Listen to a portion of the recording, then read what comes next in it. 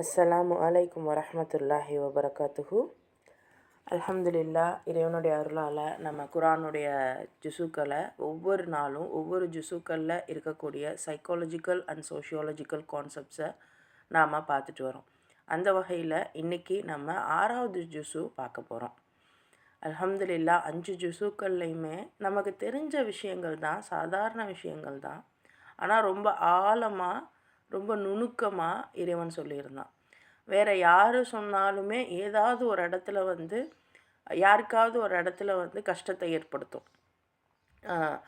தப்பு செஞ்சவங்களை கொஞ்சம் நீங்கள் பொறுத்து போங்க அப்படின்னு சொல்லும்போது நமக்கு தான் கஷ்டமாக இருக்கும். பட் அப்படிலாம் இல்லாமல்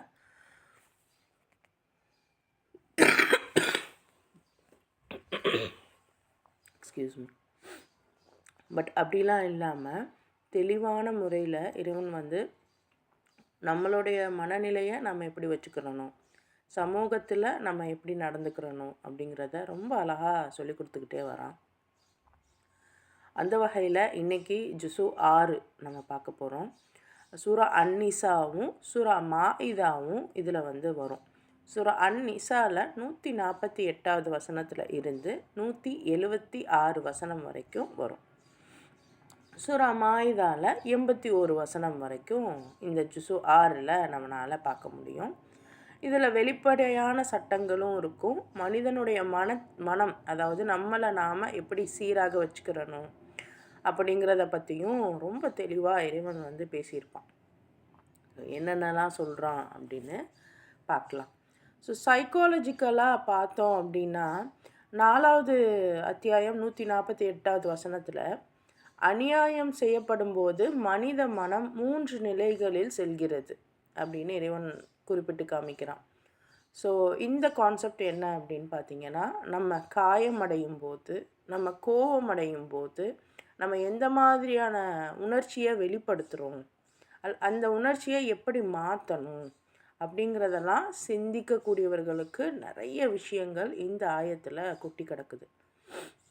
ஸோ நமக்கு யாராவது நம்மளை ஹர்ட் பண்ணுறாங்க, நம்மளை கஷ்டப்படுத்துகிறாங்க, நமக்கு அநீதம் செய்கிறாங்க அப்படிங்கிறப்ப நமக்கு வரக்கூடிய அந்த வேதனை காலப்போக்கில் கோபமாக மாறும். அந்த கோபம் வன்முறையாக மாறும். ஸோ இதுதான் பேசிக் கான்செப்ட்.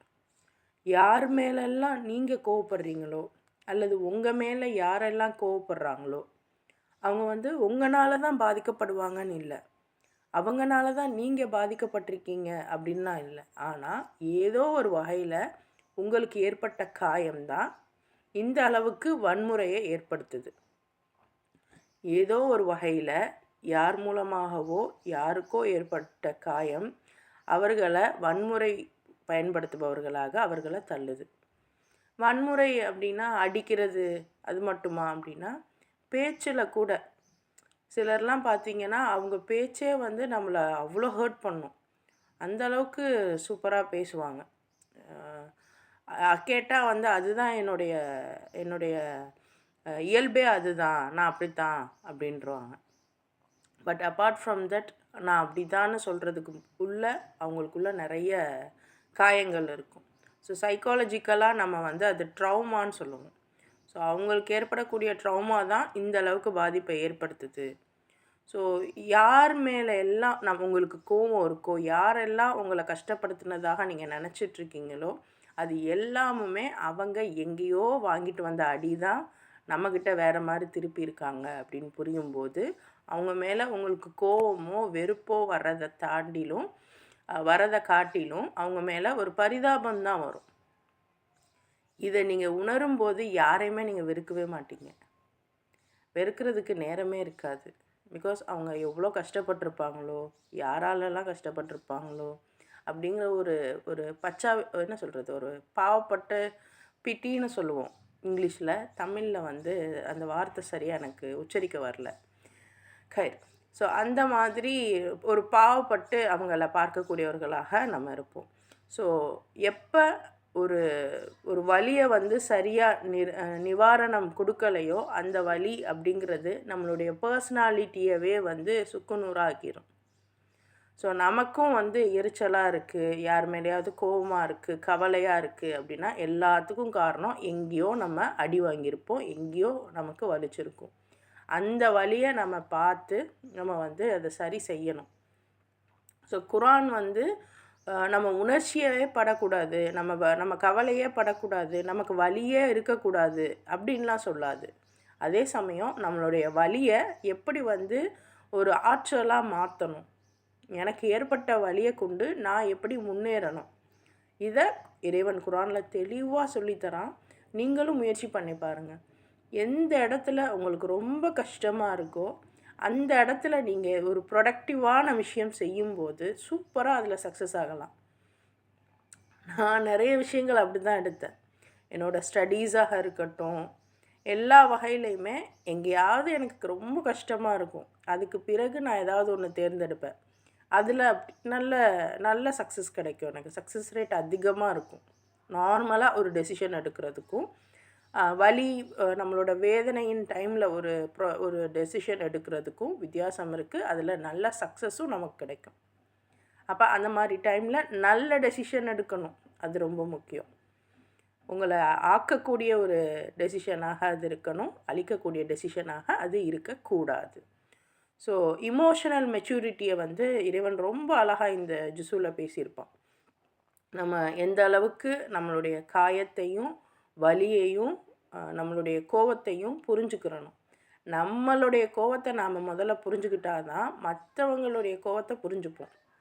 நம்ம மேலேயே நமக்கு வெறுப்பு இருந்தால் மற்றவங்க மேலேயும் வெறுப்பு தான் இருக்கும்.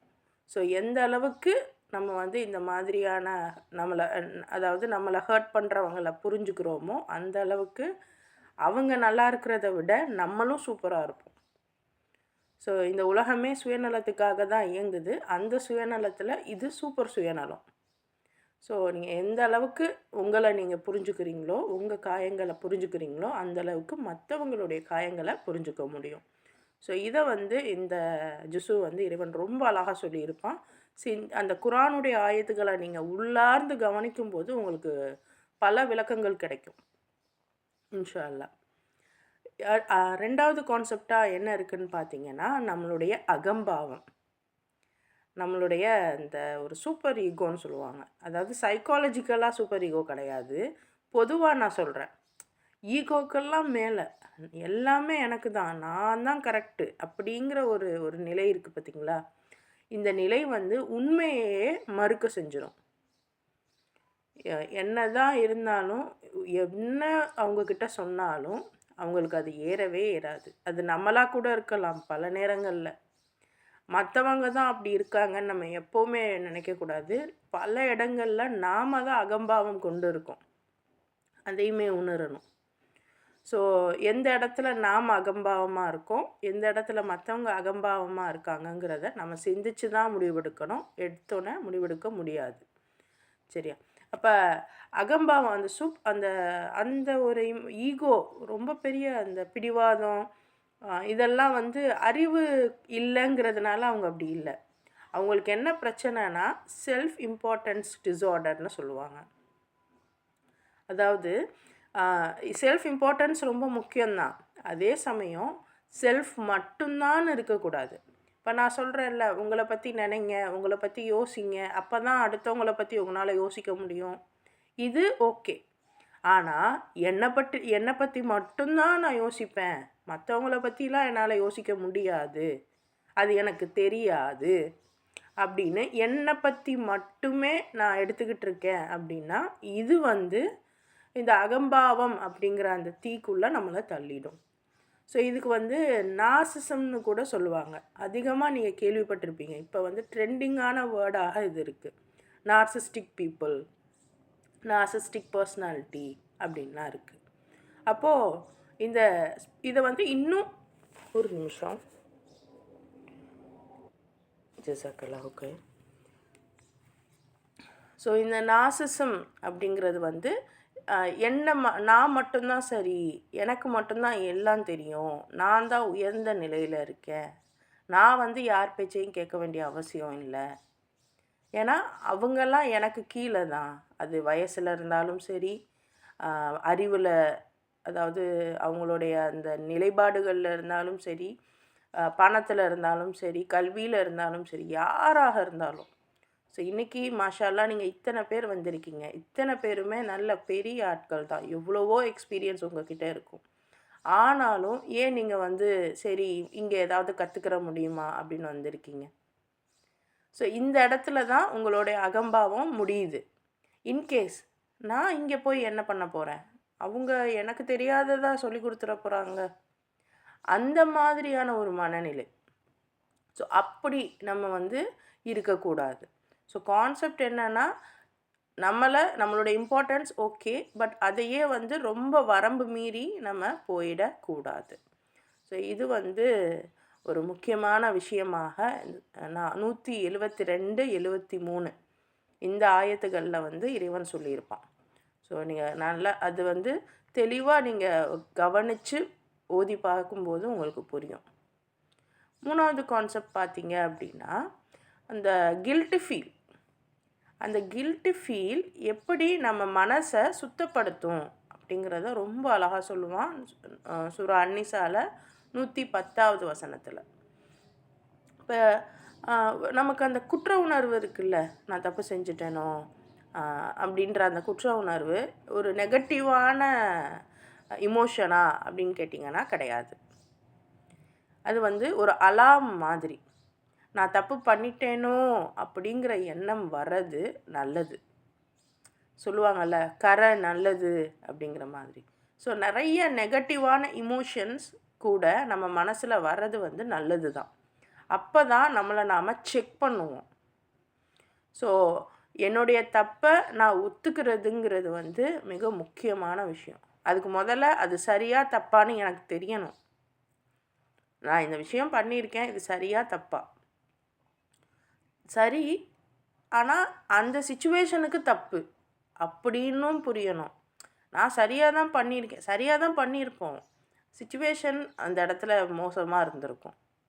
எடுத்துக்காட்டுக்கு நம்ம வந்து ஒரு என்ன சொல்கிறது, பொதுவாகவே யாரையுமே யாரும் அழுதாங்க, ஒரு கூட்டமான இடத்துல வந்து அழுகிறாங்க அப்படின்னா நம்ம என்ன சொல்லுவோம், ஏம்மா கூட்டத்தில் அழுகிறீங்க, சும்மா இருங்கம்மா அப்படின்னு சொல்லுவோம்.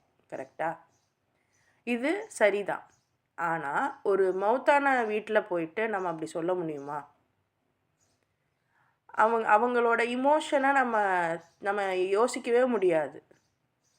அதை நம்ம ஒன்றுமே பண்ண முடியாது. அப்போ நம்ம அமைதியாக இருந்துருவோம், அவங்களுக்கு ஆறுதல் சொல்லிட்டு வந்துடுவோம். ஸோ அந்த மாதிரி ஒரு ஆனால் அதுலேயுமே இருக்குதான், ரொம்ப ஒப்பாரி மாதிரி வைக்கக்கூடாது, ரொம்ப ஓவராக கத்தக்கூடாது, இதெல்லாம் இருக்குதான். ஆனால் அந்த சூழலில் நம்ம என்ன சொன்னாலும் அவங்களுக்கு புரியாது. பிகாஸ் அவங்க நிலை அப்படி. அப்போது அவங்கள புரிஞ்சுக்கிட்டு, அவங்களுடைய நிலையை புரிஞ்சுக்கிட்டு நம்ம அமைதியாக இருந்துடுறோம்ல, இதுதான் வேணும். ஸோ அது மட்டும் இல்லாமல் இன்றைக்கெல்லாம் வந்து இந்த மாதிரி ஏதாவது ஒரு காரியங்களில் நம்ம இன்வால்வ் ஆகுறோம் அப்படின்னா, அங்கே குரான் ஓதுறதை கூட வந்து ரொம்ப பெரிய விஷயமாக பார்க்குறாங்க. அது ஓதக்கூடாது அப்படின்லாம் சொல்லிடுறாங்க. ஸோ அப்பார்ட் ஃப்ரம் தட், அது ஓதலாமா ஓதக்கூடாதா அப்படிங்கிற டிபேட்டை தாண்டி ஏதோ ஒரு விஷயம் என்னுடைய இறந்து போனவங்களுக்காக, என்னுடைய உறவுக்காக நான் ஏதோ ஒரு நல்ல விஷயம் செய்கிறேன், இதை என் ரப்பு ஏற்றுக்குருவானா அப்படிங்கிற ஒரு நோக்கத்தோடு செய்கிற எந்த விஷயத்தையும் நாம் குறை சொல்ல முடியாது. அவங்கக்கிட்ட துவா கேட்குறதுங்கிறது ஷிர்க், அதை பற்றி நான் பேசலை. பட் அந்த இறந்து போனவங்களுக்காக என்னுடைய ரப்பிடத்தில் நான் ஏதோ ஒரு நற்செயலை செய்யும்போது என் ரப்பு அதை ஏற்றுக்குருவான், ஏற்றுக்காமல் போவான். அது அவனுக்கும் எனக்கும் உள்ளது. இதை வந்து மற்றவங்க வந்து பேச முடியுமா அப்படின்னா முடியாது. அது வந்து தேவையில்லாத ஒன்று. So situation plays a vital role in every instances. எந்த விஷயத்துலையுமே சிச்சுவேஷன் ரொம்ப பெரிய ஒரு முக்கியத்துவத்தை ஏற்படுத்துது. சரியா? ஸோ அந்த அளவுக்கு நம்மளுடைய அந்த குற்ற உணர்வு அப்படிங்கிறத வந்து நம்ம கவனமாக பார்க்கணும். நம்ம செஞ்சது சரியா தப்பா, சரியாக இருந்தாலும் தப்பான சுச்சுவேஷனில் எதுவும் பண்ணிட்டோமா, இதெல்லாம் பார்த்து என்னுடைய தவறை நான் ஒத்துக்கிறணும். அடுத்து ஒத்துக்கிட்ட அந்த தவறை நான் திருத்திக்க முயற்சி பண்ணணும். அதே சமயம் நான் தப்பு பண்ணிட்டேங்கிறதுக்காக என்னையை நானே வெறுக்கக்கூடாது. தப்பு பண்ணிட்டேன், ஆமாம். ஸோ அதில் எனக்கு கொஞ்சம் வருத்தம் இருக்கும். தப்பு பண்ணிட்டேன்னு நான் அழுகிறது ஓகே. தப்பு பண்ணிட்டேன்னு நான் உரியப்பட்டவங்கக்கிட்டே போய் அழுகிறது ஓகே. அல்லாஹ்கிட்ட அழுகிறது ஓகே. அந்த தப்பை சரி செய்கிறது ஓகே. அதுக்காக நான் தப்பானவ அப்படின்னு என்னையை நானே வெறுக்கிறேன் அப்படின்னா, அப்படித்தான் நான் எல்லாரையுமே வெறுப்பேன்.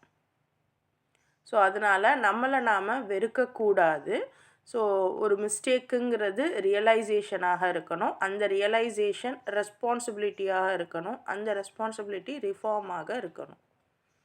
தவறு செய்கிறது, அதை உணர்றது, அதை திருத்திக்கிறது, அதை திருத்துறதுக்கு பேர் தான் பொறுப்பு. ஸோ திருத்திக்கிறது, பொறுப்போடு இருக்கிறது, மீண்டும் ஒரு சூப்பரான நிலைக்கு ரீஃபார்ம் ஆகிறது. ஸோ இதுதான் அந்த கான்செப்ட்ஸாக இருக்கணும். 4வது விஷயம் பார்த்தீங்க அப்படின்னா வெறுப்பு. நான் சொன்னேன் இல்லையா, அதாவது நான் சொன்னேன்னு கிடையாது, இறைவன் பாதுகாப்பானாக. இப்போ நம்ம பார்த்தோம் இல்லையா, ஸோ அந்த வெறுப்பு நம்மளை நாமளே வெறுத்துட்டோம் அப்படின்னா மற்றவங்களையும் வெறுக்க ஆரம்பிப்போம். ஸோ இந்த வெறுப்புங்கிறத மனசிதைவுன்னு சொல்கிறாங்க. வெறுப்புங்கிறது தான் நம்மளுடைய ரொம்ப பெரிய மென்டல் டிஸார்டரு, வேறு எதுவுமே கிடையாது. நம்மளுடைய வெறுப்பு தான். நல்லா யோசிச்சு பாருங்கள், நீங்கள் யாரையெல்லாம் வெறுக்கிறீங்க? நீங்கள் யாரையெல்லாம் வெறுக்கிறீங்கன்னு கேட்டோன்னா உங்களுக்கு லிஸ்ட்டு போட முடியும். அந்த அளவுக்கு நீங்கள் வெறுக்கக்கூடிய ஆட்கள் நிறைய பேர் இருப்பாங்க.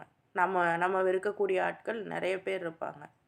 ஆனால் அந்த வெறுப்பு தான் நம்மளுடைய ஒட்டுமொத்த ஆளுமையுமே சிதைக்க போகிற ஒரு விஷயமாக இருக்கும்.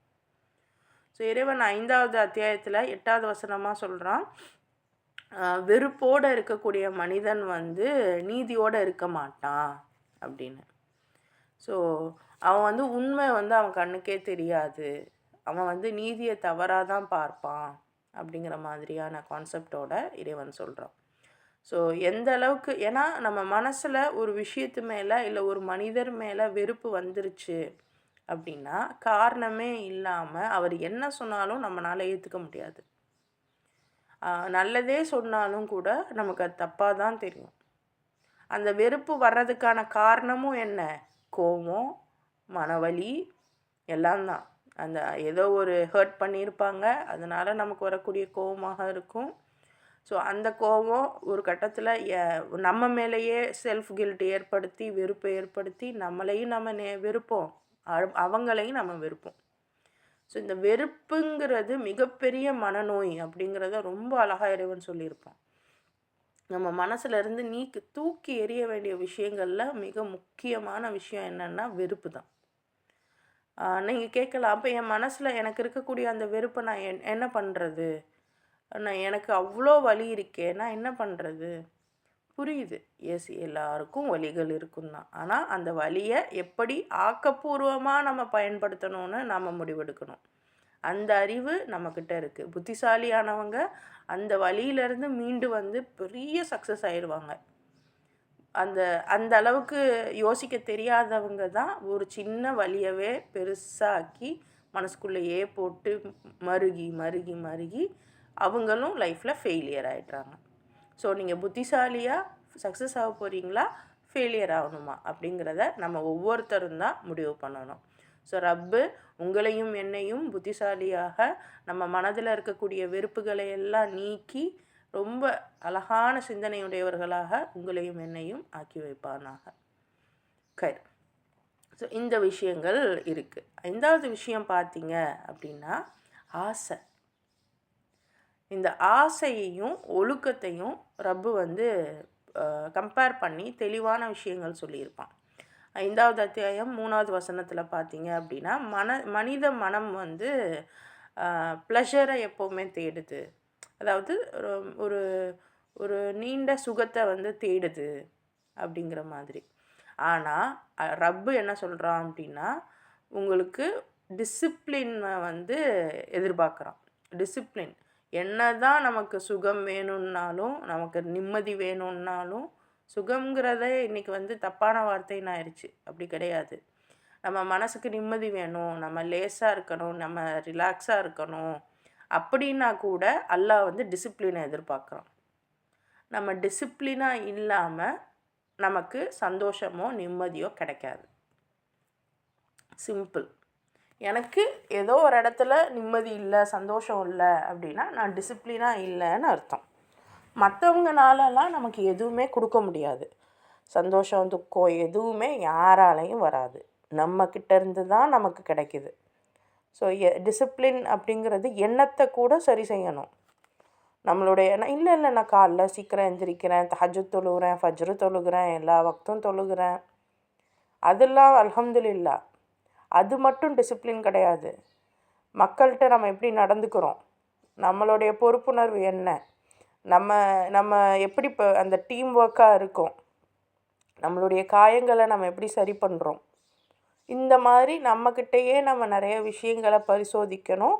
நம்மக்கிட்டேயே நிறைய விஷயங்களை நம்ம டிசிப்ளினாக ஒரு ஒழுக்கமாக நடந்துக்கிறணும். ஸோ இது வந்து ரொம்ப முக்கியம். செல்ஃப் கண்ட்ரோல் இதை பற்றியுமே ரொம்ப அழகாக தெளிவாக எல்லாம் பேசியிருப்பான். செல்ஃப் கண்ட்ரோல்னால் என்னன்னு நிறைய பேருக்கு சொல்லிக் கொடுக்க வேண்டியதாக இருக்குது. பிகாஸ் நம்ம என்ன நினச்சிக்கிறோன்னா, எனக்கு பிடிச்சதை நான் செய்கிறது, இல்லை எனக்கு பிடிச்சதை நான் அல்லாவுக்காக தடுக்கிறது, இது பேர் தான் செல்ஃப் கண்ட்ரோல்னு நினச்சிட்ருக்கோம். அப்படிலாம் கிடையாது. அதை அல்லாவுக்காக நம்ம எதுவுமே பண்ண முடியாது. நம்ம எது பண்ணாலும் அல்லாவுக்கு ஒரு பிரயோஜனமும் இல்லை. ஆனால் நாம் பண்ணுறது நமக்கு தான் பிரயோஜனம். நம்ம ஒழுக்கமாகவும் தனிப்பட்ட சுய கட்டுப்பாடோடையும் இருக்கிறது நமக்கு தான் பிரயோஜனம். நம்ம சாப்பிடக்கூடிய உணவு, இன்றைக்கி நம்ம நோன்பு வச்சுருக்கோம். நோன்பு டைமில் இந்த 12-13 மணி நேரம் நம்ம கட்டுப்பாடாக இருப்போம். ஆனால் அந்த 12-13 நேரத்துக்கு பிறகு நம்ம என்ன சாப்பிட்றோம்? இது வரைக்கும் நம்ம நார்மலாக சாப்பிட்டா கூட அவ்வளோ கேலரிஸ் சாப்பிட மாட்டோம். ஆனால் இப்போ வந்து நார்மலாக சாப்பிட்டா கொஞ்சம் சோறு, கொஞ்சம் குழம்பு, கறி, இது மாதிரி சிம்பிளாக சாப்பிட்ருவோன்னு வைங்களேன். இப்போ வடை பஜ்ஜி ஒரு சைடு, சர்பத்து ஒரு 3-4 வகை, ஃபிஷ்ஷு, கறி, மீன் எல்லாம் நமக்கு தெரிஞ்சது, நம்மளால் முடிஞ்சது முடியாதது எல்லாத்தையும் செஞ்சு போட்டு வீட்டில் உள்ளவங்களுக்கு கொடுக்குறது. நல்லா இதில் வேறு சுபஹானல்லாஹ் நிறைய ஹதீஸுகளில் நான் கேட்பேன். நபி ஸல்லல்லாஹு அலைஹி வஸல்லமுக்கு அன்னைக்கு வந்து அவங்களால முடியல, அவங்க ஏழையாக இருந்தாங்க, அவங்களுக்கு பேரிச்சம்பழம் தான் கிடச்சிது. நபியுடைய குடும்பத்துக்கு பேரிச்சம்பழம் கூட கிடைக்கல. ஆனால் நமக்கு அப்படி இல்லை. அல்ஹம்துலில்லாஹ், அல்லாஹ் நமக்கு இவ்வளோ இதை கொடுத்துருக்கான். அப்போ அதுக்கு நம்ம அல்லாஹ்க்கு எவ்வளோ நன்றி சொல்லணும். சுபஹானல்லாஹ், நபி ஸல்லல்லாஹு அலைஹி வஸல்லம் ஏழையாலாம் இல்லை.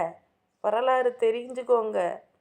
நபி ஸல்லல்லாஹு அலைஹி வஸல்லம் வந்து அவ்வளோ பொருட்களை தானமாக கொடுத்துக்கிட்டே இருந்தாங்க.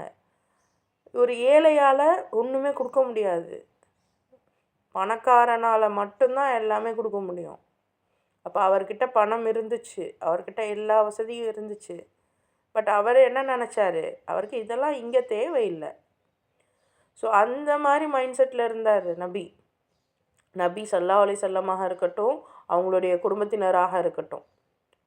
ஆனால் நம்ம ரமஸான்னு சொல்லிட்டு சூப்பராக வகையாக சமைக்கிறதுலையே காலத்தை முடிச்சுட்றோம். இதில் வேறு நம்ம குழந்தைங்கள கூட சமையலுக்கு ஏதாவது சப்போர்ட்டுக்கு வச்சுக்கிறோமா? வச்சுக்கிறீங்கன்னா சூப்பர், மாஷா அல்லாஹ். பட் அதிகமான பேரண்ட்ஸ் வச்சுக்கிறது கிடையாது.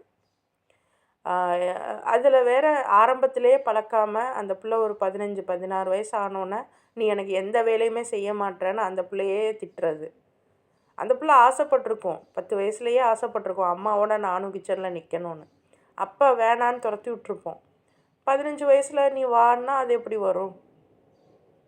ஸோ இதெல்லாம் நிறைய விஷயங்கள் இருக்குது. கட்டுப்பாடு, டிசிப்ளின் அப்படிங்கிறது எல்லாவற்றுக்கும் பொருந்தும். நான் மட்டும்தான் எல்லா வேலையும் செஞ்சு எனக்கு மட்டும்தான் அந்த பெயர் கிடைக்கணும் அப்படின்னு ஆரம்பத்தில் நம்ம செஞ்சுருப்போம்.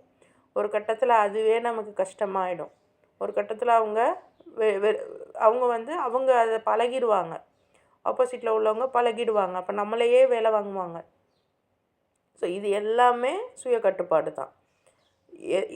எவ்வளோ செய்யணுங்கிறதும் எது செய்யக்கூடாதுங்கிறதும் நாம் முடிவெடுத்து நாம் அதை செய்யணும், செய்யாமல் இருக்கணும். ஓகே. ஸோ இந்த விஷயங்களை எல்லாம் இறைவன் வந்து சொல்லி கொடுக்குறான். இன்னும் சமூகவியல் சோஷியாலஜிக்கலாக பார்த்தோம் அப்படின்னா நம்மளுடைய கான்ட்ராக்ட்ஸ், அதாவது உடன்படிக்கைகள். ஸோ இதை பற்றி 5வது அத்தியாயம் ஃபஸ்ட்டு வசனத்திலே இறைவன் பேசுவான். கான்ட்ராக்ட்டுங்கிறது ரொம்ப பெரிய விஷயம் தெரியுமா? மேரேஜு, பிஸ்னஸ்ஸு, இன்னும் வந்து அந்த சமூக அமைப்பு, இது எல்லாத்துலேயுமே கான்ட்ராக்டு தான். ஸோ அந்த கான்ட்ராக்டுடைய நிறைய கான்செப்டை இறைவன் சொல்லியிருப்பான். கான்ட்ராக்ட்னா என்ன, ஒப்பந்தம்னா என்ன, ஒப்பந்தத்தை ஏன் மீறக்கூடாது, ஒப்பந்தத்தை எப்படி வந்து பதிவு பண்ணணும், எல்லாமே இருக்கும். ஸோ ஒழுங்கான ஒப்பந்தம் இல்லைன்னா பெரிய கலாட்டாக தான் இருக்கும். ஸோ எந்தளவு ஒப்பந்தங்கள் எல்லாத்தையுமே எழுத்துப்பூர்வமாக நம்ம எடுத்துடணும், எப்போவுமே எடுத்துடணும். ஸோ அதை பற்றியுமே ரொம்ப அழகாக சொல்லுவான். 2வது கான்செப்ட் பார்த்தீங்க சோஷியாலஜிக்கலாக அப்படின்னா நீதி. ஸோ அதாவது நண்பருக்கு மட்டும்தான் நீதி அப்படின்னு இல்லை, பகைவனுக்கு கூட நீ நீதியை தான் கொடுக்கணும். இது அல்லாவுடைய கான்செப்ட். ஸோ ஒரு தலைமைத்துவத்தில் இருக்கிறவங்க ரொம்ப நீதமானவர்களாக இருக்கணும். யார் என்ன கொண்டு வந்தாலும், என்ன மாதிரியான இஷ்யூவாக இருந்தாலும் நீதியை நம்ம பார்க்கணும். சிச்சுவேஷன் நீதி வந்து அதை வந்து நம்ம மனப்பாடம் பண்ணி வச்சுக்கிறது கிடையாது. வரக்கூடிய விவகாரங்களில் சூழலை கருதி, அவங்களுடைய நிலையை கருதி நீதியை முடிவு பண்ணுறதுக்கு தான் அல்லாஹ் நமக்கு அறிவுங்கிறத கொடுத்துருக்கான். சரியா? ஸோ எந்த வகையிலையும் நீதியை நம்ம கொடுக்கணும்.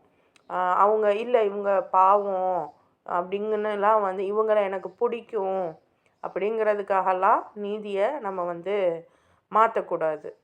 ஸோ அது ரொம்ப முக்கியம். அதை பற்றி ரொம்ப அழகாக பேசுகிறான், திரும்ப திரும்ப அல்லாஹ் பேசுகிறான். அப்படின்னா நீதிங்கிறதுடைய கான்செப்டை புரிஞ்சுக்கோங்க. 3வது கான்செப்ட், இதுதான் ரொம்ப முக்கியமான கான்செப்ட், சமூக பொறுப்பு. நம்ம வந்து சும்மா இருக்கக்கூடாது, மௌனமாக இருக்கக்கூடாது அப்படிங்கிறத ரொம்ப அழகாக சொல்லுவான். 5வது அத்தியாயம் 78, 79 பார்த்தீங்க அப்படின்னா, ஒரு நிமிஷம்,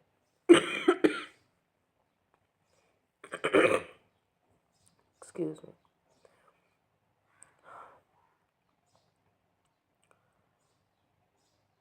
ஸோ ஒவ்வொரு சமூகமும் பார்த்தீங்க அப்படின்னா எதனால அழிஞ்சுது அப்படின்னா, வெறும் தீய செயல்கள் அவங்க செஞ்சதுனால மட்டும் இல்லை, அங்கே இருந்த நல்லவர்கள் அதை தடுக்காமல் இருந்ததுனாலையும் தான். ஸோ ஆரம்பத்திலேயே அந்த நல்லவர்கள் அங்கே தடுத்துருக்கணும். எனக்கு எதுக்கு வம்பு, நான் நல்லா இருக்கேன், நான் சரியாக இருக்கேன் அப்படின்ட்டு கடந்து போயிடுறோம். ஆனால் நம்ம சரியானவங்க அங்கே இருக்கும்போதே அங்கே பெரிய பிரச்சனைகள் நடந்துகிட்ருக்கு. அப்படிங்கிறப்போ நம்மளும் தானே பொறுப்புதாரி. அல்லாஹ் சொல்கிறான்ல, நீ உனக்கு நான் இவ்வளோ விஷயங்கள் சொல்லி கொடுத்தேன்ல, இவ்வளோ விஷயங்கள் நீ சிந்திச்சில, இதை கொண்டு நீ என்ன பண்ண, இதை கொண்டு நீ என்ன பண்ணன்னு அல்லாஹ் கேட்பான்ல. ஸோ இவ்வளோ விஷயங்கள் தெரிஞ்சுமே நம்ம யாருக்குமே எத்தி வைக்கலையே, ஒன்றுமே தரலையே. இது வந்து வாயால் சொல்கிற விஷயங்கள் மட்டும் இல்லை. இப்போ நான் இது பண்ணுறேன், நான் வந்து குரானை சொல்கிறேன் அப்படின்னா நான் மட்டும் கிடையாது. யார் வந்து நல்ல உணவு, நல்ல ஹோட்டல் கடை வச்சுருக்காங்க, அவங்க ஏதோ நல்ல ஃபுட்டாக வயிறார கொடுக்குறாங்க, ஹெல்த்தியான ஃபுட்டு கொடுக்குறாங்க, அவங்களும் தான் இந்த லிஸ்ட்டில் வருவாங்க. இன்னும் வந்து காய்கறி விற்கிறாங்க, அவங்களும் தான் இந்த லிஸ்ட்டில் வருவாங்க. இன்னும் வந்து குப்பை பொறுக்குறாங்க, அவங்களும் தான் இந்த லிஸ்ட்டில் வருவாங்க. ஸோ யாரெல்லாம் ஒரு சொசைட்டிக்காக நல்லது செய்கிறாங்களோ எல்லாருமே இந்த லிஸ்ட்டில் தான் வருவாங்க. அப்போது நம்ம யோசிக்கணும், நம்ம என்ன தான் செய்கிறோம் மினிமம் இந்த சொசைட்டிக்காக, மற்றவங்களுக்காக நான் என்ன தான் செய்கிறேன், இது நம்ம யோசித்து பார்த்தே ஆகணும். இன்றைக்கி நிறைய பேர் வந்து அல்ஹம்துலில்லாஹ் நிறைய சகோதரிகள் என்கிட்ட வந்து சொல்லியிருக்காங்க, இந்த மாதிரி ஊரே வந்து ஒரு பொண்ணு மறுமணம் செய்யும்போது ஊரே வந்து அந்த பொண்ணை தப்பாக பேசுச்சு. அப்போ நான் சொல்கிறேன், அல்லாவே இதை வந்து சரிங்கிறான், அல்லாவே குரானில் மறுமணம் பண்ணுங்கங்கிறான், அந்த பொண்ணுக்கே ஒன்றும் பிரச்சனை இல்லை, நீங்கள் ஏன் இதை பற்றி பேசுகிறீங்க அப்படின்னு சொல்லி நான் கேட்டேன். சிஸ்டர், நான் குரானில் இதெல்லாம் பார்த்தேன்ல அப்படின்னு சொன்னாங்க. ஸோ அந்த சொல்லுங்கம்மா. வணக்கம் சொல்லலாம். செஷன் முடியட்டும், உங்களுக்கு ஏதாவது டவுட் இருந்தால் நீங்கள் கேளுங்க, செஷன் முடிஞ்சோன்னே கேளுங்க, முடிய போகுது. ஓகே. அப்போ அந்த மாதிரி அவங்க சொல்லும்போது அப்போ வந்து அவங்களுக்கு தெரிஞ்ச ஒரு விஷயத்த ஒரு பொண்ணோட கண்ணியத்துக்காக அவ்வளோ பேர் மத்தியில் அவங்க சொன்னாங்கல்ல. எனக்கு என்ன வம்பு, நான் நான் வந்து இந்த மாதிரி புறம்லாம் பேச மாட்டேன்ப்பா அப்படின்னு அவங்க ஒதுங்கி இல்லாமல், அவங்களுக்கு தெரிஞ்சதை யாரோ ஒரு பொண்ணுக்காக எதிர்த்து பேசுனாங்கல்ல, அதுதான் விஷயம். ஸோ நல்லவர்கள் வந்து அமைதியாக இருக்கக்கூடாது. அவங்களால முடிஞ்ச சுச்சுவேஷன்ஸில் அவங்களுக்கு தெரிஞ்ச இடங்கள்ல அவங்களால இது பண்ண இடத்துலலாம் எதிர்த்து பேசணும், சொல்லி கொடுக்கணும். சரியா? அல்ஹம்துலில்லா. இன்னும் வந்து ஏன்னா நம்ம எல்லாரும் நல்லவங்க எல்லாருமே அமைதி ஆயிட்டாங்க அப்படின்னா தப்பு எல்லாமே நார்மலைஸ் ஆகிடும். இன்றைக்கி வந்து அதிகமான ஏன்னா நம்ம வந்து திரைப்படங்கள் ஹராம்னு சொல்கிறோம், திரைப்படங்கள் பார்க்கக்கூடாதுன்னு நம்ம சொல்லுவோம். ஆனால் இன்றைக்கி நம்ம பிள்ளைங்க எதை பார்த்து வளருது? ஃபோனை பார்த்து தான். ஃபோனில் என்ன வருது? திரைப்படங்களோடைய கான்செப்ட்ஸ் தான் வருது. அப்போது அந்த திரைப்படங்களில் எவ்வளோ மட்டமான விஷயங்கள்ஸ் எல்லாம் வருது. ரொம்ப அல்லாஹ் அக்பர் நினச்சி கூட பார்க்க முடியாததெல்லாம் வருது. அப்போ அதை பற்றிலாம் புரிந்துணர்ந்து நம்ம குழந்தைங்களுக்கு எடுத்து சொல்லக்கூடிய அந்த பக்குவம் நமக்கு வேணுமா இல்லையா? நம்ம அது சொல்லித்தரோமா? எடுத்தோடனே அதெல்லாம் பார்க்காத அப்படின்னு தான் சொல்கிறோம். பார்க்காதன்னா நம்மளே பார்க்காம இருக்கோமா அப்படின்னா சந்தேகம்தான். நீங்கள் இன்றைக்கி ஃபேஸ்புக், இன்ஸ்டாகிராம் எதை பார்த்தாலும் அது வந்துக்கிட்டே தான் இருக்குது. அப்போ என்ன பண்ணணும்? அப்போ அதில் இருக்கக்கூடிய நல்லது கெட்டதுகளை புரிஞ்சுக்கிற அளவுக்கு நம்ம பக்குவத்தை குழந்தைங்களுக்கு வளர்க்கணும். நாமளும் அந்த பக்குவத்துக்கு வரணும். இன்றைக்கி வந்து நிறைய தப்பான விஷயங்களை சரியான முறையில் நம்மக்கிட்ட கொண்டு வந்து சேர்க்குறாங்க. அல்லாஹ் சொன்ன எல்லா விஷயத்தையுமே அப்படியே மாற்றி நம்மளை கடைபிடிக்க வைக்கிறாங்க. அந்த அளவுக்கு மோசமாகத்தான் இருக்குது. ஆனால் அது தப்பு அப்படின்னு நம்ம ஒதுங்கி இல்லாமல் சரியான முறையில் அதை நம்ம வந்து ப்ராசஸ் பண்ணணும். அதுக்குன்னு நான் திரைப்படங்களை பாருங்க அப்படின்னு சொல்லலை. இறைவன் பாதுகாப்பானாக. நோன்புடைய காலங்களாக இருக்கட்டும், மற்ற நேரங்களாக இருக்கட்டும், தேவையற்ற விஷயங்கள்லேருந்து நம்ம தவிர்ந்து இருக்கணும். அதே சமயம் தவறான விஷயங்கள் சமூகத்தில் புழக்கத்தில் இருக்குது அப்படின்னா அதை எதிர்த்து பேசக்கூடிய திராணியும் தெம்பும் அறிவும் நமக்கு இருக்கணும். சரியா? அடுத்த கான்செப்ட் பார்த்திங்கன்னா லீடர்ஷிப். ஸோ லீடர்ஷிப் அப்படிங்கிறது ஓனர்ஷிப் கிடையாது. அதிகாரம் அப்படிங்கிறது வந்து உங்களுக்கான உரிமை கிடையாது. அது வந்து உங்களுடைய பொறுப்பு அப்படின்னு அல்லாஹ் சொல்லுவான். இப்போ இருக்கக்கூடிய அந்த நெப்போட்டிசம், அதாவது பரம்பரையாக ஆட்சி அதிகாரம் வர்றது, அதாவது நம்ம இதுலேயே இருக்குது. இவங்க வந்து அந்த பரம்பரை, இவங்க தாத்தா வந்து ஷேக்கு, அதனால் இவங்க குடும்பமே வந்து மௌலவி குடும்பம் அப்படின்லாம் நம்ம நிறைய சொல்லுவோம். இன்ஃபேக்ட் நிறைய வந்து இவங்க டாக்டர் குடும்பம். ஸோ இந்த மாதிரி நிறைய நம்ம சொல்லுவோம். ஒருத்தவங்களுடைய க்ரெடிபிலிட்டியை வச்சு அந்த ஒட்டுமொத்த குடும்பத்தையுமே நம்ம வந்து பவர் கொடுப்போம். ஸோ இது வந்து நெப்போட்டிசம்னு சொல்லுவாங்க. உங்களுக்கு எல்லாருக்குமே தெரியும் தான். ஸோ எந்த வகையிலையுமே தன்னுடைய தந்தையினால் எனக்கு வர்றதோ இல்லை அம்மாவால் நம்ம தாத்தா பாட்டினால் இவங்களையும் நம்ம அந்த பவருக்கு கொண்டு வருவோம் அப்படின்னா இஸ்லாத்தில் இல்லவே இல்லை. அல்லாஹ் அப்படி கொடுக்கவே மாட்டான். எப்படி கொடுப்பான் அப்படின்றது அவங்களுடைய தன்மையை பொறுத்து தான் இருக்குது.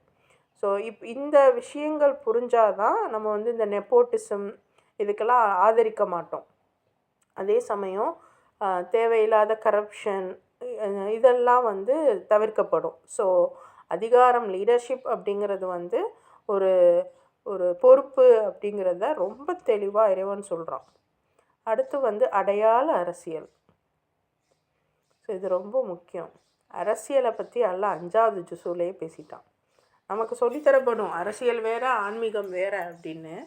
அப்படிலாம் கிடையாது. ஆன்மீகம் அதாவது எதையுமே இந்த உலகத்தில் ஒன்றோடு ஒன்று பிரிக்க முடியாது. எல்லாமே இணைந்தது தான். ஸோ வாழ்வியல் அப்படின்னா அதில் அரசியல் மிக முக்கிய பங்கு வகிக்கும். ஸோ நம்ம கண்மூடித்தனமான ஒரு நம்பிக்கை வந்து சொசைட்டியோடைய முதுகெலும்பையே வந்து பாதிக்கும். ஸோ கண்மூடித்தனமாக எதையுமே நம்ம வந்து நம்பக்கூடாது. சரியான முறையில் நம்ம அரசியலை கவனிக்கணும். அதே சமயம் நம்மளுடைய ஐடென்டிட்டியெல்லாம் ப்ராப்பராக ப்ரிசர்வ் பண்ணணும். ஸோ ரொம்ப நேர்மையான முறையில் அரசியலை வந்து செய்யணும். அரசியலுடைய கான்செப்ட்ஸ் ரொம்ப தெளிவாக ஜுசு 5ல் இருக்கும். அரசியல்னா என்னன்னு கட்டாயம் பெண்கள் தெரிஞ்சு தான் இருக்கணும். இது ஆண்களுக்கு தான் தெரியணும், பெண்களுக்கு தேவையில்லை அப்படிலாம் கிடையாது. அதுக்குன்னு அரசியல்ன்ற பேரில் இஷ்டத்துக்கு பேசக்கூடிய பெண்களையும் நம்ம பார்க்க முடியுது. எல்லாரையும் சாடி இவங்க அப்படி அவங்க இப்படின்னு சாடக்கூடிய பெண்களையும் நம்மளால் பார்க்க முடியுது. அப்பார்ட் ஃப்ரம் தட் நம்ம யாரையும் திட்டவோ அல்லது வசப்பாடவோ இங்கே இல்லை. அதே சமயம் உலகத்தில் என்ன நடக்குது, நம்மளை சுற்றி என்ன நடக்குது அப்படிங்கிறத வந்து தெளிவாக புரிஞ்சுக்கிறணும். ஸோ இந்தந்த கான்செப்ட்ஸ்லாம் தான் அல்லாஹ் வந்து பேசுகிறான். ஒரு சம்மரியாக நான் சொல்கிறேன். அகம்பாவம் உள்ள மனிதன் வந்து அநியாய தலைவனாக இருப்பான் அப்படிங்கிறத வந்து பேசுது. அதே மாதிரி கட்டுப்பாடற்ற கோபம் வந்து வன்முறையான சமூகத்தை ஏற்படுத்தும் அப்படிங்கிறதையும் பேசுது. நம்மளுடைய அந்த ஹர்ட்டட் ஃபெய்த், அதாவது உடைந்து போன நம்பிக்கை வந்து நம்மளுடைய உள்ளத்தையும் நம்மளுடைய வாழ்வியலையும் சிதைச்சிடும் அப்படிங்கிறத பேசுது.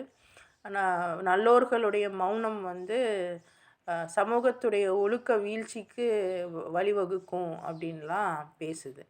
ஸோ உள்ளார்ந்த நேர்மை இல்லாமல் சமூக நீதி வந்து இங்கே நிலைக்காது. ஸோ நேர்மை வந்து ரொம்ப முக்கியமான ஒரு விஷயமாக பேசப்படுது. நம்மளுடைய அகம்பாவம் அது வந்து தாழ்த்தப்பட வேணும், கோபம் கட்டுப்படுத்தப்பட வேண்டும், பிழை வந்து திருத்தப்பட வேண்டும். பிழை அப்படின்னு தெரியும் போது அதை ஒமிட் பண்ணக்கூடாது, அதை வந்து தூக்கி எறியக்கூடாது, அதை சரி செய்யணும். உடஞ்சி போச்சு அப்படின்னு குப்பை தொட்டியில் போடக்கூடாது. உடஞ்சி போச்சா அதை எடுத்து சரி பண்ணணும். ஏன்னா நம்ம ஓனர் கிடையாது, நம்ம வேலைக்காரவங்க. ஸோ எதையுமே குப்பை தொட்டியில் போடுறதுக்கான உரிமை வேலைக்காரவங்களுக்கு கிடையாது, ஓனருக்கு தான் உண்டு. ஸோ நாம் சரிதான் செய்யணும். ஸோ இந்த விஷயங்கள் எல்லாம் இறைவன் வந்து ரொம்ப தெளிவாக பேசுகிறான். இன்ஷா அல்லாஹ் இதெல்லாம் நமக்கு புரிஞ்சிருக்கும்னு நம்புகிறேன். இன்னும் நிறைய விஷயங்கள் குரானை தொடர்ந்து நம்ம பார்க்கும்போது தான் நமக்கு தெரியும். அல்ஹம்துலில்லாஹ். இன்ஷா அல்லாஹ் நாளைக்கு நம்ம அடுத்த ஜுசுவை பார்க்கலாம். ஸோ இதில் இன்றைக்கி நீங்கள் என்ன தெரிஞ்சுக்கிட்டீங்க, உங்களுடைய கருத்துக்களை நீங்கள் ஷேர் பண்ணலாம். அல்ஹம்துலில்லாஹ் சிஸ்டர், இன்னைக்கு செஷன் வந்து ரொம்ப அருமையா இருந்துச்சு. நிறைய விஷயங்கள் நீங்க சொன்னீங்க. வழியில வந்து நல்ல டிசிஷன் எடுத்தா அது சக்சஸ் கிடைக்கும் அப்படின்னு சொல்லி ஒரு விஷயம் சொல்லியிருந்தீங்க. இது வந்து நம்ம எல்லாருமே ரொம்ப சிந்திச்சு பார்க்க வேண்டிய ஒரு விஷயமா இருக்கு. அது என்னன்னா, அந்த வழியை வந்து மற்றவங்களுக்கு கொடுக்கணும்னு நினைக்கக்கூடிய மனிதர்கள் தான் இப்போ அதிகமா இருக்கிறோமே தவிர, அதனால நமக்கு என்ன நன்மைகள் கிடைக்கும், அதன் மூலமா நம்ம என்ன புரிஞ்சுக்கிறோம் அப்படிங்கறது இன்னைக்கு யாருமே உணருதில்லை. அதாவது எனக்கு ஒரு வழி ஏற்பட்டுச்சு அப்படின்னு சொன்னா அதை நான் மற்றவங்களுக்கு அதை கண்டிப்பா அதை எக்ஸ்போஸ் பண்ணிடும், அதை கண்டிப்பா கொடுத்துடணும் அப்படிங்கறதுலதான் இன்னைக்கு ரொம்ப ஆர்வத்தோட செயல்படுறோமே தவிர, இந்த மாதிரி அந்த டைம்ல அதை எப்படி மேனேஜ் பண்றது அப்படிங்கறது நம்ம எல்லாம் நிறைய பேருக்கு தெரியறது இல்லை. அப்போ அந்த ஒரு விஷயம் தெரிஞ்சுக்கிட்டா அது அல்லாஹ்னுடைய கிருபையினால நல்ல ஒரு மாற்றத்துக்கு காரணமா இருக்கும் அப்படிங்கறது ரொம்ப அருமையா சொன்னீங்க. அடுத்து வந்து அகம்பாவத்தை பத்தி சொல்லியிருந்தீங்க. மாஷா அல்லாஹ், அல்லாஹ் ரப்புல் ஆலமீன் இந்த அகம்பாவம் இல்லாத ஒரு வாழ்க்கை நம்ம எல்லாருக்குமே கொடுக்கணும் அப்படிங்கிற ஒரு துஆ தான் இந்த இடத்துல நமக்கு ஞாபகத்துக்கு வருது. அந்த அகம்பாவம் நான் தான் அப்படின்னு அந்த இடத்துல நம்ம யோசிக்கும் போது அந்த இடத்துல எல்லாமே நமக்கு கீழே அப்படிங்கிற ஒரு விஷயம் வந்துருது. ஆனா நமக்கு மேல அல்லாஹ் இருக்கிறான் அப்படிங்கறத வந்து நம்ம மறக்கடிக்க செய்யக்கூடிய ஒரு விஷயமாக அந்த அகம்பாவம் இருக்கு அப்படிங்கறத நம்ம உணர்ந்து கொள்ளக்கூடியவங்களாக இருக்கணும் அப்படிங்கறத நம்ம பார்த்தோம். அடுத்து வந்து அந்த கில்ட்டி ஃபீலிங் வந்து எப்படி மனசை சுத்தப்படுத்தும் அப்படின்னு சொல்லியிருந்தீங்க. மாஷா அல்லாஹ், அது அதாவது ஒரு மிஸ்டேக் பண்ணிட்டோம், ஓகே ஹைர், அதுவும் ஒரு நல்லதுக்கு தான் அப்படின்னு நம்ம எடுத்துட்டு அதுல இருந்து நமக்கு என்ன கிடைக்குது, அந்த தவறின் மூலமாக நமக்கு கிடைக்கிற விஷயம் என்ன, அந்த தவறை நம்ம எப்படி சரி செய்யணும், அது அதை அப்படியே நம்ம போயிட்டே இருக்கும்போது நம்ம மேல ஒரு வெறுப்புத்தன்மை நமக்குள்ள வந்துடக்கூடாது. நம்மளே நம்மள ஒரு ரொம்ப ஓவர் கில்ட்டி ஃபீலிங் ஆளாக்கிட்டு அந்த மாதிரியான செயல்களை நம்ம ஈடுபடக்கூடாது அப்படிங்கிறது ரொம்ப அழகா சொல்லியிருந்தீங்க. மாஷா அல்லாஹ், அதை எடுத்து சொல்றது அப்படிங்கறதே மிகப்பெரிய ஒரு விஷயம். அதை வந்து ரொம்ப ஒரு சமூக பொறுப்புணர்வோட நீங்க எடுத்து வைக்கிறது வந்து அல்ஹம்துலில்லாஹ் ரொம்ப பெரிய விஷயம். அல்லாஹ் ரப்புல் ஆலமீன் உங்க எல்லாருக்குமே அருள் புரியட்டும். அடுத்து வந்து நம்ம அந்த வெறுப்பு அப்படிங்கிற ஒரு விஷயம் வந்து மனச்சிதைவு அப்படின்னு சொல்றாங்கன்னு சொல்லியிருந்தீங்க. இது ரொம்ப பிடிச்சிருந்தது எனக்கு இந்த வேர்டு. அந்த வெறுப்பு அப்படிங்கிறது நம்மளுடைய மனச்சிதைவுக்கு உண்மையாலுமே அது மிகப்பெரிய ஒரு காரணம். காரணமா இருக்கு அப்படிங்கறத நான் பல டைம்ல வந்து ஒரு உணர்ந்த ஒரு விஷயம்னு கூட சொல்லலாம். அப்போ எப்பவுமே அந்த வெறுப்போடு இருக்கிற மனிதனால நீதமாக நடந்துக்க முடியாதுன்னு அல்லாஹ் சொல்றான் அப்படிங்கிற ஒரு விஷயத்த வந்து 5வது அத்தியாயம் 8வது வசனத்துல அல்லாஹ் பதிவு செய்யறான்னு சொல்லியிருந்தீங்க. அது ரொம்ப நல்லா இருந்துச்சு. அடுத்து வந்து ஆசைய பத்தி சொல்லியிருந்தீங்க. மனிதன் எப்போதுமே வந்து நீண்ட ஒரு சுகத்தை தேர்ந்தெடுக்கிறது தான் அவனுடைய ஒரு ஒரு விஷயமா இருக்கும். ஆனா அதுல வந்து டிசிப்ளின் எந்த அளவுக்கு முக்கியம், அந்த ஒரு ஒரு விஷயம் நமக்கு ஒரு நிம்மதியை தரணும், ஒரு சந்தோஷமான ஒரு நிகழ்வாக அது இருக்கணும் அப்படின்னா டிசிப்ளின் எந்த அளவுக்கு நமக்கு முக்கியம் அப்படிங்கறத நீங்க சொல்லியிருந்தீங்க. அதாவது எவ்வளவு செய்யணும், எதை செய்யணும் அண்ட் வந்து எதை செய்யக்கூடாது அப்படிங்கறதுலயும் நம்ம அந்த லிமிடேஷன் தெரிஞ்சிருக்கும் அப்படிங்கறத ரொம்ப அழகா அடுத்து வந்து இந்த உடன்படிக்கை அப்படிங்கிற ஒரு விஷயம் வந்து இந்த சோசியாலஜிக்கலா சொல்லியிருந்தீங்க. அந்த உடன்படிக்கை அப்படிங்கிறது வந்து இன்னைக்கு நிறைய பேருக்கு அது தெரியறது இல்ல. ஆக்சுவலா அத நம்ம ஒரு வாக்கு கொடுக்குறோம் அப்படின்னா கூட அந்த வாக்க வந்து சரியான முறையில நமக்கு நிறைவேற்ற தெரியறது இல்ல அப்படிங்கறது தான் இது வந்து அமானிதம்னு கூட நம்ம சொல்றோம். பட் என்னன்னா இதுக்கு எல்லாம் கன்ஃபியூஸ் பண்ணி எது வந்து எது சரி, எது வந்து எது ராங் அப்படிங்கறதே நமக்கு இந்த உடன்படிக்கைய நம்ம மீறுறோம். ஆக்சுவலா வந்து திருமணம் சம்பந்தப்பட்ட விஷயங்கள்ல கூட அது வந்து ஒரு ஒப்பந்தம், அது உடன்படிக்கைன்னு கூட இன்னும் நம்மள நிறைய பேருக்கு அது தெரியறது இல்ல. இன்னமும் நிறைய மூட பழக்க வழக்கங்கள்ல மூழ்கி இருக்கிறதுக்கான காரணம் அல்லாஹ்வுடைய அந்த அந்த வாக்க பத்தி நம்ம யோசிக்காம இருக்கிறது தான். அது வந்து நீங்க ரொம்ப தெளிவா சொல்லியிருந்தீங்க. அடுத்து அந்த நீதி அப்படிங்கிற ஒரு விஷயம் அல்லாஹ் சொல்றான், நண்பனுக்கு மட்டும்தான் நம்ம வந்து நீதியை வந்து பிரயோகிக்க கூடாது, பகைவனுக்கும் நீதியோட நம்ம நடந்துக்கணும் அப்படிங்கறது அல்லாஹ் சொல்றான். மாஷா அல்லாஹ், அது ரொம்ப பெரிய ஒரு விஷயமா இருக்கு. அதுவும் நம்ம இன்னைக்கு கத்துக்கிட்டோம். அடுத்து வந்து சமூக பொறுப்புணர்வு. எப்போதுமே நல்லவங்க வந்து அமைதியா இருக்கக்கூடாது. கரெக்ட். அது ரொம்ப ரொம்ப ஒரு மனசுக்கு ரொம்ப ஆழமா சிந்திக்க வேண்டிய ஒரு விஷயம். நம்ம வந்து எப்பவுமே நம்ம சொல்லுவோம், நம்மள வந்து நம்ம நல்லவங்கன்னு சொல்லிக்குவோம். 100% நல்லவங்களா அப்படின்னு நம்ம எப்பயும் யோசிச்சு பார்த்தோம்னா கண்டிப்பா கிடையாது. ஆனாலும் நம்ம என்ன சொல்லிக்குவோம்னா, நான் நல்லவன் அப்படின்னு சொல்லி நம்ம எல்லாருமே அப்படிதான் நம்மளை பறைசாற்றிக்கிறோம். நம்ம அப்படிதான் வெளியே நம்ம காட்டிக்கிறோம். ஆனா அந்த சமூக பொறுப்புன்னு வரும்போதோ அல்லது குடும்ப பொறுப்புன்னு வரும்போதோ ஏதாவது ஒரு பிரச்சனைனா ஃபர்ஸ்ட் எஸ்கேப் ஆகுற ஆள் யாருன்னா அது நம்மளாதான் இருக்கும். அது நம்மள அறிஞ்சோ அறியாமலோ அந்த சுச்சுவேஷனுக்கு தகுந்த மாதிரி நம்ம நடந்துக்கிறோன்ற பேர்ல நம்ம என்ன செய்யறோம், சரி பேசாம அமைதியா இருந்துடலாமேன்னு நிறைய இடங்கள்ல அமைதியா இருந்த விஷயங்கள் இன்னைக்கு பெரிய பாதிப்புக்கு உள்ளானதை நான் பார்த்திருக்கேன். அது வந்து என்கிட்ட நிறைய பேர் அதை சொல்லியிருக்கிறாங்க. அதை நான் உணர்ந்து செயல்பட்ட ஒரு விஷயம். நம்ம அந்த இடத்துல பேசியிருக்கணும். ஆக்சுவலா அது பேசாம விட்டது நம்மளுடைய மிகப்பெரிய ஒரு நம்மளுடைய தடுமாற்றம் மட்டும் கிடையாது, மற்றவங்களுடைய லைஃபையும் அதை பறிக்கக்கூடிய ஒரு விஷயமா இருக்குங்கிறத நிறைய வாழ்வியல் மூலமாக நம்ம தெரிஞ்சுக்கக்கூடிய ஒரு விஷயமா இருக்கு. அது வந்து அந்த லீடர்ஷிப் பத்தி சொல்லியிருந்தீங்க.